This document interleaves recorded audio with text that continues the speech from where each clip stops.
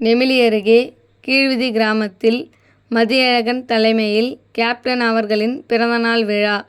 ராணிப்பேட்டை மாவட்டம் நெமிலி அடுத்த கீழ்வீதி கிராமத்தில் தேசிய முற்போக்கு திராவிடர் கழகத்தின் நிறுவன தலைவர் அமரர் கேப்டன் விஜயகாந்த் அவர்களின் 72வது பிறந்தநாளை முன்னிட்டு நெமிலி கிழக்கு ஒன்றிய தேமுதிக செயலாளர் மதியழகன் தலைமையில் கழக கொடி ஏற்றி விஜயகாந்த் அவர்களின் திருவுருவப் படத்திற்கு மாலை அணிவித்து மலர் தூவி மரியாதை செலுத்தினர்.